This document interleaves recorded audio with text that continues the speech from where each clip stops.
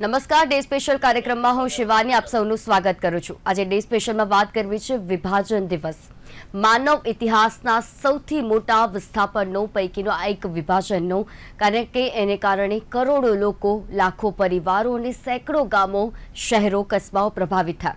લોકોએ રાતોરાત પૈતૃક સ્થળોએ છોડી દેવા પડ્યા અને શરણાર્થી તરીકે એક નવું જીવન જીવવા મજબૂર બનવું પડ્યું હતું। વિભાજન બાદ થયેલા રમખાણોમાં લાખો લોકો માર્યા ગયા હતા। 15 ઓગસ્ટનો દિવસ આપણે સૌ સ્વતંત્રતા દિવસ તરીકે ઉજવીએ છીએ। કોઈ પણ રાષ્ટ્ર માટે તેની સ્વતંત્રતાનો દિવસ અનેરું મહત્વ ધરાવે છે અને આનંદનો અવસર હોય છે, પરંતુ સ્વતંત્રતા સાથે સાથે દેશે વિભાજનનો એ આઘાત પણ સહન કરવો પડ્યો અને શરૂઆત તેની હિંસક પીડાઓ સાથે થઈ, જેણે લાખો ભારતીયો પર પીડાના નિશાન છોડી દીધા। આજે એ જ દિવસ વિશે વાત કરવી છે। એ દિવસ સાથે જોડાયેલી જે સ્મૃતિઓ છે અને એની અસર અત્યારના સમયમાં પણ ભારતના સમાજો જે વસે છે તેના ઉપર શું અસર પાડી રહી છે, રાજકીય રીતે, આર્થિક રીતે, તમામ રીતે વિભાજન દિવસ ત્યારબાદ શું એવા પરિણામો જોવા મળ્યા, કેટલું લોકોએ સહન કરવું પડ્યું અને વિભાજનનો જે દિવસ છે એ 14 ઓગસ્ટ એટલે કે આજે જ્યારે મનાવવામાં આવે છે ત્યારે વિભાજન દિવસ બાદના પરિણામો પર આપણે વાત કરીશું અને ખાસ લોકો ઉપર તેની કેવી અસર છોડી ગઈ, શું હજુ પણ તેની અસરો તે પરિવારો ઉપર જોવા મળે છે, આ તમામ વિશે આપણે વાત કરીશું। આપણી સાથે ચર્ચામાં જોડાયા છે જયવંત પંડ્યા કે જેઓ રાજકીય વિશ્લેષક છે, લલિત રાવલ કે જેઓ ડિફેન્સ એક્સપર્ટ છે। લલિતજી, જયવંતજી, આ બંનેનું હાર્દિક સ્વાગત છે। જયવંતજી, ભાગલાનું ભૂતકાળ આપણે સૌ જાણીએ છીએ કે આપણે 15મી ઓગસ્ટ જે છે સ્વતંત્રતા દિવસ તરીકે મનાવીએ છીએ, પરંતુ તે દિવસ પૂર્વે આ દિવસ પણ અતિ મહત્વનો છે આજની પેઢી અને આવનારી પેઢી વિશે પણ જાણવા માટે કે આ જે ઇતિહાસ છે આ ઇતિહાસ હજુ પણ લોકો યાદ કરે છે, કારણ કે તેણે લાખો પરિવારોને તેના ઉપર અસર પડી। કેટલાય પરિવારો માર્યા ગયા, કેટલાય પરિવારો આ વિભાજનનો ભોગ બન્યા અને કેટલાય પરિવારોના ફાટા પડી ગયા। આજનો આ દિવસ કેટલો મહત્વપૂર્ણ માનવામાં આવે છે? ઇતિહાસ એટલે આવું થયું, આ ઘટના આમ થઈ હતી, એના ઇતિહાસ કહેવામાં આવે છે। અને આપણે ત્યાં સમાજ શાસ્ત્ર છે એમાં ઇતિહાસ આવતો હોય છે, ઇતિહાસ, ભૂગોળ, નાગરિક। જો આપણે એક નાગરિક તરીકે આપણી દેશની ભૂગોળ એને સાચવી રાખવી હોય તો ઇતિહાસ જાણવો ખૂબ જરૂરી છે। અને આપણો ઇતિહાસ છે જાણશું તો આપણે બોધપાઠ લઈ શકશું એમાંથી, અને એ ભૂલોનું પુનરાવર્તન નહીં કરીએ તો આપણે જે ગુલામી કાળ આવ્યો આપણી ઉપર, પહેલા મોગલોનો અને પછી અંગ્રેજોનો, એ પહેલા તો ઘણા બધા આક્રમણો થયા પણ દરેક આક્રમણને આપણે ખાળી લીધા, પરંતુ આ બે આક્રમણો એવા હતા કે જે આપણે એને પહોંચી ન શકીએ એક રીતે, કારણ કે આપણે એટલા શઠ નહોતા થઈ શકતા। આપણે જે રાજાઓ હતા એ રામ રાવણના યુદ્ધ પ્રકારે નિયમોમાં માનતા હતા, અને રાતના આક્રમણ નહીં કરવું, પછી બાળકો અને સ્ત્રીઓ પર આક્રમણ નહીં કરવું, દેવસ્થાનો નહીં તોડવા, આવા બધા નિયમોમાં આપણે માનતા હતા। એટલા માટે પણ આપણે હમણાં જોયું કે ઓપરેશન સિંદૂરમાં પણ આપણે કોઈ નાગરિકને હતાહત નથી કર્યા, આપણે માત્ર ને માત્ર ત્રાસવાદીઓને જ નિશાન બનાવ્યા, લશ્કરી થાણાઓને જ નિશાન બનાવ્યા, વિમાન અડ્ડાઓને જ નિશાન બનાવ્યા।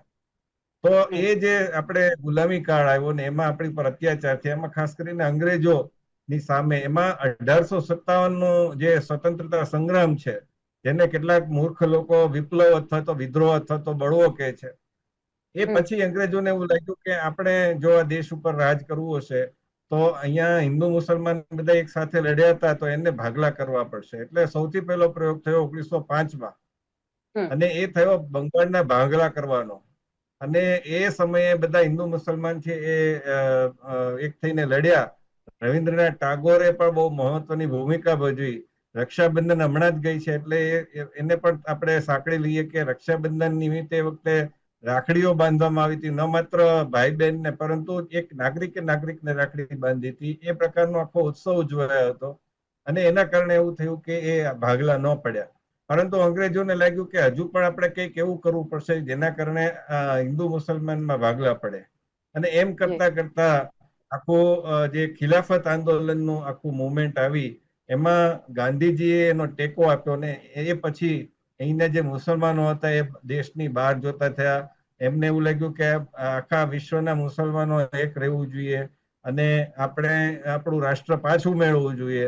અને એમાં જે મલાબાર જે કેરળમાં આવેલું છે ત્યાં મોકલા મુસલમાનોએ અંગ્રેજો સામે લડવાના બદલે હિન્દુઓને નિશાન બનાવ્યા અને એ પછી આખું ભાગલાના બીજ રોપાયા, જેને અલીગઢ મુસ્લિમ યુનિવર્સિટી અને સૈયદ અહેમદ એનું આખું પીઠબળ મળ્યું.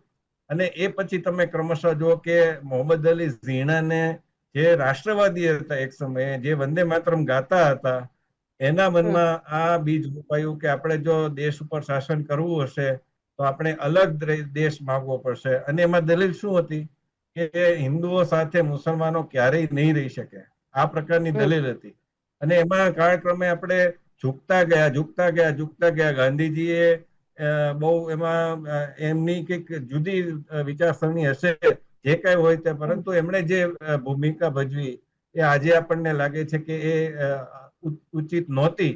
અને એના કારણે એક પછી એક એવા બનાવો બનતા ગયા કે 1946માં ડાયરેક્ટ એક્શન ડે આવ્યો.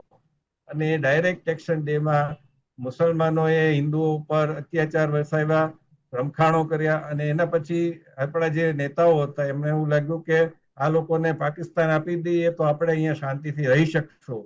પરંતુ એ વાત આજે સિદ્ધ થઈ નથી, કારણ કે પાકિસ્તાનનો જન્મ થયો ત્યારથી માંડીને અત્યાર સુધી એને સતત આપણને પજવવા સિવાય કઈ નથી કર્યું. ને એમાં અમેરિકા, બ્રિટન એ લોકોને તો એ જ જોતું હતું, કારણ કે જો ભારત અખંડ રહે, ભારત છે સશક્ત રહે, તો ભારત આખા વિશ્વ ઉપર શાસન કરી શકે એવું કૌવત ધરાવે છે. પરંતુ જો પાકિસ્તાન, બાંગ્લાદેશ આ બધા એને કનડતા રહે તો ભારતનો એટલો ગ્રોથ થઈ શકે નહીં. એ બધું આપણે જોયું કે કેટલા આપણે બોમ્બ ધડાકા થયા, કેટલી વાર આપણી પર યુદ્ધો થોપાયા, 1965, 1971, 1999 અને 2001માં સંસદ ઉપરનો આક્રમણ, મુંબઈ ઉપરનું આક્રમણ. તો સતત આપણને પીડા આપી પાકિસ્તાને, બાંગ્લાદેશે. એમ છતાંય આપણે હંમેશા મોટાભાઈની ભૂમિકા ભજવતા રહ્યા છીએ. પરંતુ જે સ્વતંત્ર સમયે જે થયું હતું એ તો બહુ અભૂતપૂર્વ હતું. એમાં કેટલા બધા હિન્દુઓ, સ્ત્રીઓ એની પર બળાત્કાર થયા, રાતોરાત લોકો બેઘર થઈ ગયા, એની સંપત્તિ મૂકી અને ત્યાંથી ઉચાળા ભરી અને અહીંયા આવવું પડ્યું. એમાં પણ એ લોકોની લાશ મોકલવામાં આવતી હતી, ટ્રેનો લાશોથી આવતી હતી. લાખો લોકો છે આ જે દ્રશ્યો જોઈને કપી ગયા હતા. અને ભારતમાં પણ એ સ્થિતિ હતી, ભારતમાં પણ લડી રહ્યા હતા. એવા સમયે આપણે સ્વતંત્રતા મેળવી. સ્વતંત્રતા એવી આપણને ઉતાવળ આવી ગઈ હતી આપણા નેતાઓને કે જો અત્યારે નહીં મેળવીએ તો કદાચ પછીથી નહીં મળે. એના કારણે સરદાર પટેલે એક સૂચન કર્યું હતું લોર્ડ માઉન્ટબેટન અને લિયાકત અલી ખાનને, નહેરુને, કે આપણે એક ઓર્ગેનાઇઝ વેમાં પાર્ટીશન કરીએ, વિભાજન કરીએ, જેથી અહીંના લોકો ત્યાં જઈ શકે જેમને જવું હોય, ને ત્યાંના લોકો અહીંયા નિરાતે આવી શકે. પરંતુ એ સૂચનને માન્ય ન રખાયું. એટલી બધી ઉતાવળ. ને નહેરુ તો બહુ જાણીતી વાત છે, એમાં કઈ છુપાવા જેવી વાત નથી, લોકો જાણે જ છે. ને માઉન્ટબેટનની દીકરીએ પણ કીધેલું છે કે નહેરુ છે પૂર્ણપણે માઉન્ટબેટનના પ્રભાવમાં હતા. તમે જુઓ કે પાકિસ્તાન સ્વતંત્ર થયા પછી એમના ડિરેક્ટર, પેલા જનરલ તરીકે રાષ્ટ્રપતિની સમકક્ષ કહી શકાય એવા એ રીતે કોઈ અંગ્રેજને નહોતા રાખ્યા, માઉન્ટબેટનને નહોતા રાખ્યા, પણ આપણે રાખ્યા હતા. કેમ રાખ્યા હતા? અને એ જ માઉન્ટબેટને દરેક બાબતમાં, આપણી આંતરિક બાબતોમાં ખૂબ ખરાબ ભૂમિકા ભજવી. રેડ ક્લિફ નામની સમિતિ હતી, તો એને જે વિભાજનની રેખા દોરી એમાં પણ ગડબડો કરી, જેનું પરિણામ આજે પણ આપણે ચીન સાથે, આપણે પાકિસ્તાન સાથે, બાંગ્લાદેશ સાથે ભોગવતા રહ્યા છીએ અને ભોગવી રહ્યા છીએ. જી બિલકુલ. લલિતજી, જ્યારે આપણે વિભાજનની વાત કરીએ તો વિભાજનને કારણે થયેલી જે હિંસા છે, જે સ્થળાંતર છે, તે પરિસ્થિતિને કઈ રીતે આપ વર્ણવો છો? સૌથી પહેલા તો બેન, આપણી સનાતની હિન્દુ પ્રજા એટલી બુદ્ધિની ભોટ છે અને ઇતિહાસને ક્યારેય યાદ રાખવા માંગતી નથી. આપણી આજની પેઢી તમે જુઓ તો આપણા ઇતિહાસમાં શું શું ઘટનાઓ, આપણા પૂર્વજો ઉપર કેટલી યાતનાઓ વેઠવી પડી છે, કોઈને એનું ભાન નથી. અને ઇતિહાસમાંથી કોઈ શીખ લેવા તૈયાર નથી. આપણા જે આ 47ની અતિ ભયાવહ રક્તરંજિત ભાગલા જે પાડ્યા છે, એમાં નો ડાઉટ અંગ્રેજોની નીતિ હતી કે ભાગલા પાડો ને રાજ કરો ની, પણ એ નીતિને ખૂબ એડમિનિસ્ટ્રેટિવ રીતે જે વાપર્યું હોય અને સત્તા લોલુપતાના લાભે નહેરુએ જે આ પ્રપંચો અને જે મુસ્લિમ તુષ્ટિકરણ કરી અને જે આગળ વધાર્યું અને એનાથી ખૂબ માઠા પરિણામો એ વખતે આપણી હિન્દુ પ્રજાએ ભોગવ્યા હતા. એ પછી ભાગલા થઈ ગયા, રક્તરંજિત આખો ઇતિહાસ થઈ ગયો, 5 લાખથી વધુ પબ્લિક મરી ગઈ, તેમ છતાં કોઈનું પેટનું હજી પાણી હાલ્યું નહીં. બધા સત્તાલોલુપ હતા. એક ખાલી ખાન અબ્દુલ ગફાર ખાન, જેને આપણે સરહદના ગાંધી કહેતા, એ રામ મનોહર લોહિયાજી, હેલો, જી જી લલિતજી, હા, રામ મનોહર લોહિયાજી જેવા ખૂબ સન્નિષ્ઠ એ વખતના કોંગ્રેસી સમાજવાદીઓ, એ લોકો વિરોધમાં હતા, પણ એમનું કઈ પીપુડી વાગવા દેતા નતા આપણા મોહનદાસ ગાંધી. મોહનદાસ ગાંધી જાણતા હોવા છતાં એવું એક વખત વિધાન કર્યું હતું કે મારા મૃત્યુ મારી શૈયા ઉપરથી ભાગલા પડશે, બાકી નહીં પડવા દઉં. એ જ ગાંધીએ આ ભાગલા પડ્યા તો એ કંઈ સુદ્ધા કંઈ કર્યું નથી. બાકી તો જ્યારે બંગાળમાં કઈ ઉપદ્રવ થયો, આપણા 5 લાખ હિન્દુઓને મારી નાખ્યા, તો એમને કોઈ અનશન કર્યું નથી. કેરાલામાં મોપલા કાંડમાં અનેકો હજારો હિન્દુઓને મારી નાખવામાં આવ્યા શરેઆમ રોડ ઉપર, તો એ ગાંધીજીનું પેટનું પાણી નથી આલ્યું કે આંખનું કોઈ ખૂણો એમનો ભીનો નથી થઈ શક્યો, કારણ કે હિન્દુઓ હતા.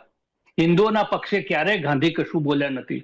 આ ભાગલા પડવાની બહુ હૃદય વિદારક ઘટના ઘટીને આપણા ત્યાંથી હિન્દુઓ નિરાશ્રિત થઈને જયારે આવ્યા હતા, કડકડતી ઠંડીનો સમય, અને એમને મંદિરોમાં અને ધર્મશાળાઓમાં ઉતારો આપ્યો હતો જ્યારે, તો એ નાના નાના બચ્ચાઓ સાથે સ્ત્રીઓને પણ એ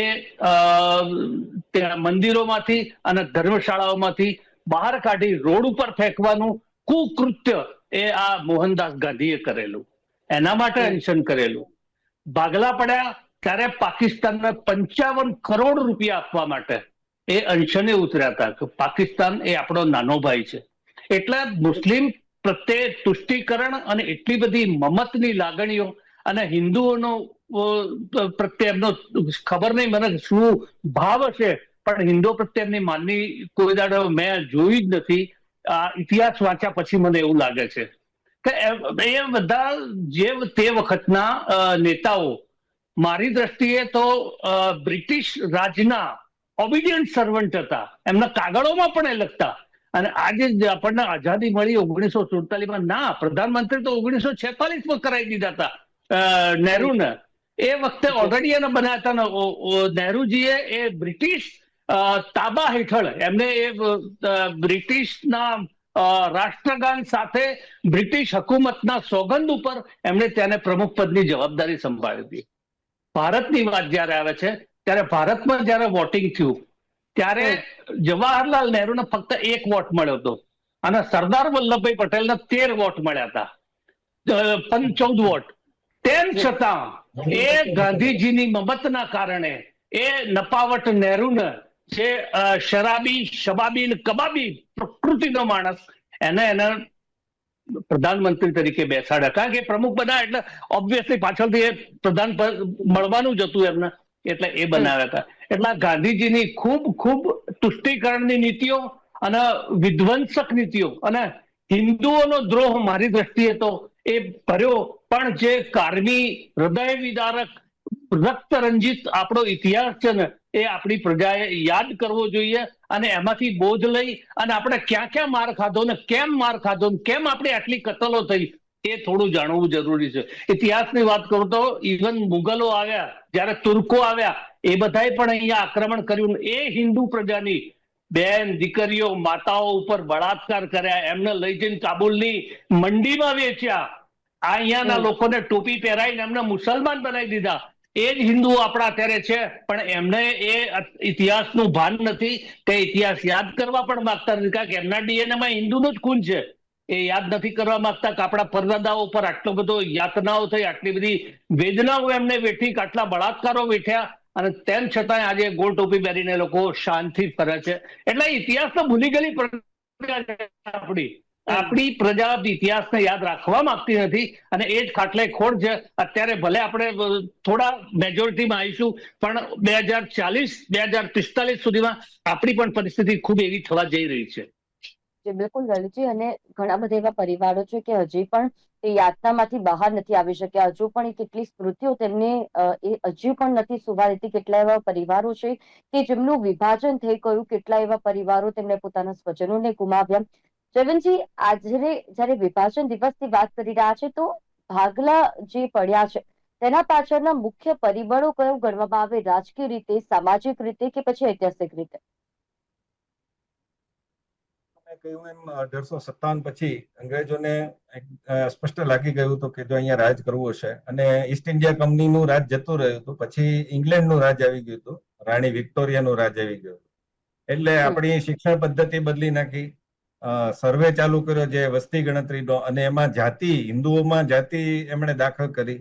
અને એક પ્રકારે કહી શકાય કે એ પહેલા દલિત ને એવું કઈ હતું નહીં, એટલે એ લોકો પણ સાથે ભણતા હતા, શિક્ષકો તરીકે પણ હતા. એવું ગાંધીજીના જ એક પેલા સમાચાર પત્રમાં નોંધાયું છે, હરિજનમાં કે એમાં, હું ભૂલતો કે યંગ ઇન્ડિયા, બેમાંથી એકમાં નોંધાયું છે.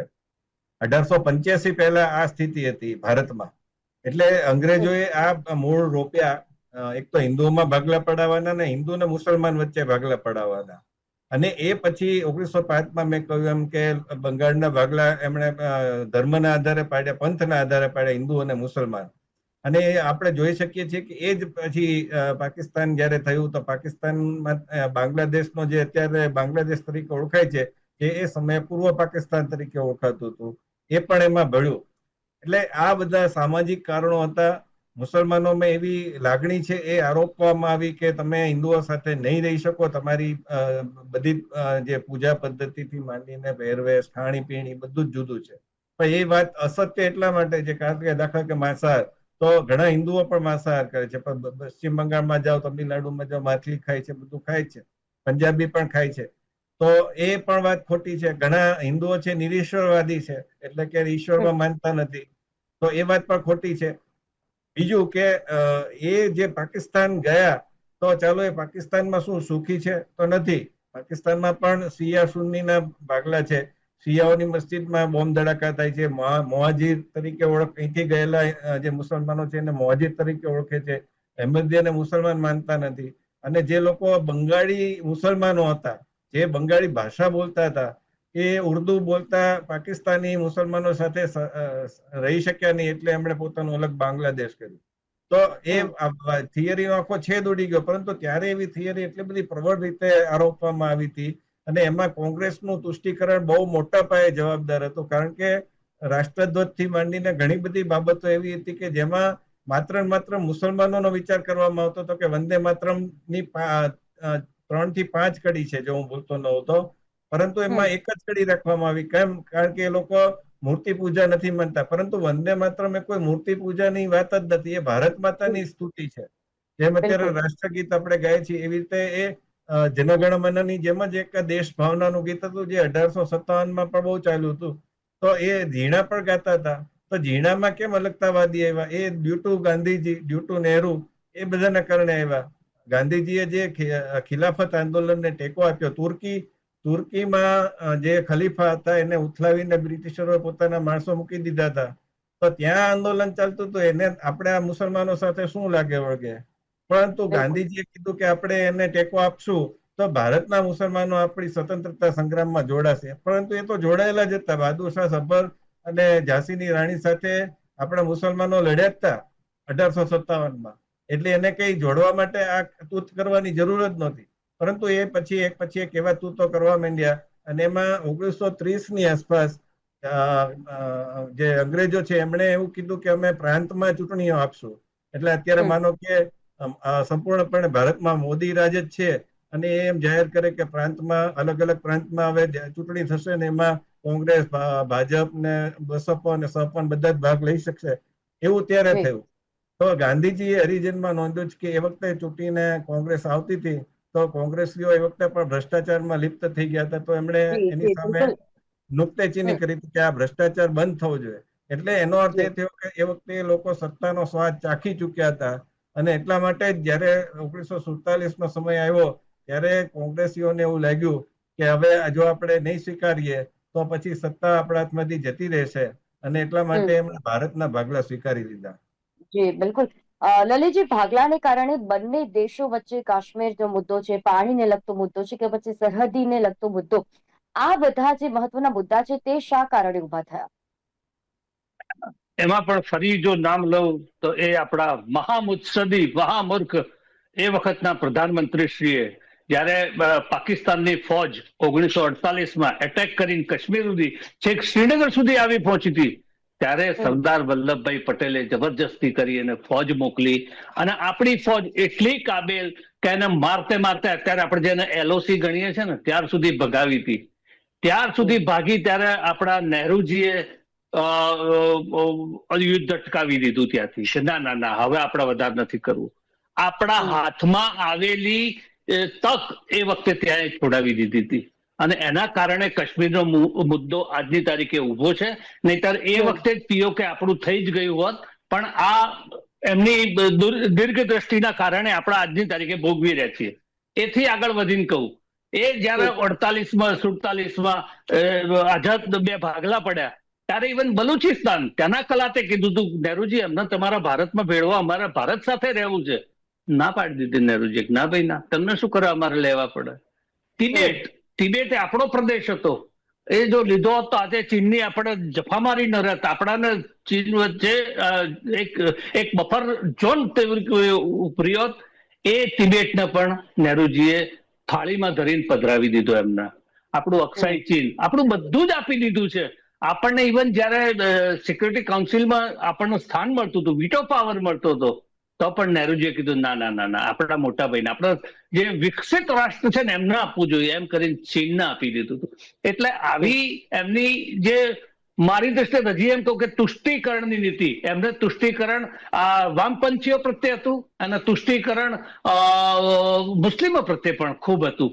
અને એ પછી જયારે સત્તામાં બેઠા પછી જ્યારે એમને એમના વામપંથી ઇતિહાસકારો વડે દ્વારા અને એવા ઇતિહાસ લખાવ્યા જે આજ સુધી આપણે ભણી રહ્યા છીએ, કે એનો શહનશાહ અકબરનો ઇતિહાસ ભણો, એના બધા જ મુસ્લિમ મુગલ જે અહીંયા આવેલા આક્રાંતાઓ, એમના ઇતિહાસને આપણે એમનું આખો એ માન વધારતો એનો લેખો લખાવ્યા, અને એ આપણે અત્યાર સુધી ભણતા રહ્યા.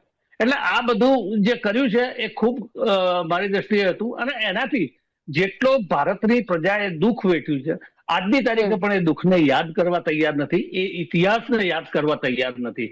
જ્યારે સરદાર વલ્લભભાઈ પટેલ જો આ જગ્યાએ હોત, નહેરુની જગ્યાએ, તો આજ આપણા ભારતની રાષ્ટ્રની આખી નીતિ જ જુદી હોત. અને એમાં નફાવટ આપણા ભળ્યા હતા. હું તમને આજનો દાખલો આપું.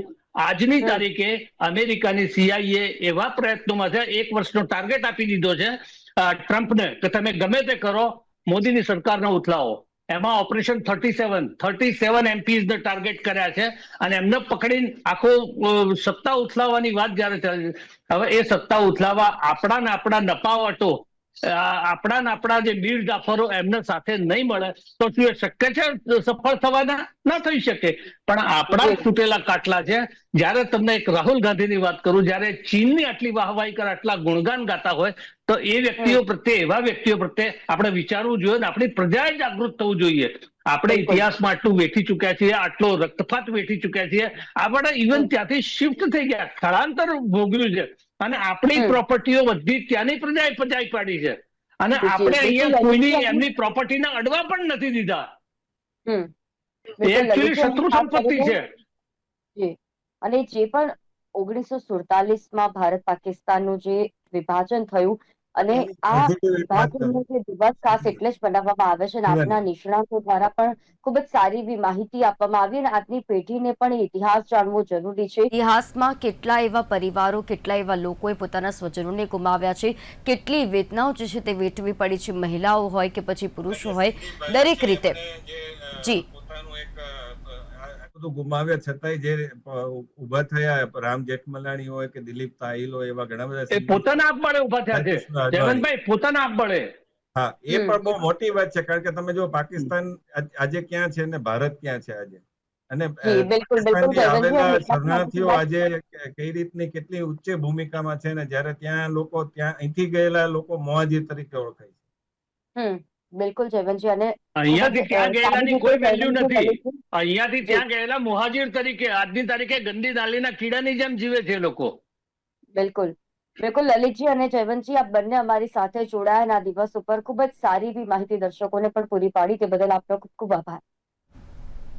તો સ્વતંત્રતાનો આનંદ તો છે જ, પરંતુ સાથે સાથે વિભાજનની પીડા અને હિંસાની ખરાબ સ્મૃતિઓ દેશના ઇતિહાસમાં અંકિત થઈ. જે પ્રમાણે નિષ્ણાંતો દ્વારા કહેવામાં આવ્યું કે એ પ્રકારનો માહોલ કેવો હતો ને તેને કારણે આજે પણ એવા કેટલાય મુદ્દા છે કે જે મુદ્દાને કારણે આજે પણ લડત ચાલી રહી છે. જે કાશ્મીરનો મુદ્દો હોય, પાણીનો હોય કે પછી સરહદીને લઈને હોય, દેશ ભૂતકાળને પાછળ છોડીને અત્યારે બહુ ગતિથી આગળ વધી રહ્યો છે, પરંતુ આવનારા અમુક વર્ષોમાં વિશ્વના નકશા પર મોખરાનું સ્થાન પણ ધરાવશે. પરંતુ આ વિભાજનની પીડા ક્યારેય ભૂલી ના શકાય, તે માટે આ દિવસને કેલેન્ડર પર સ્થાન મળે તે પણ જરૂરી છે, અને આવનારી પેઢી પણ આ દિવસનું મહત્વ જાણે, આ દિવસના ઇતિહાસ વિશે જાણે તે પણ જરૂરી છે.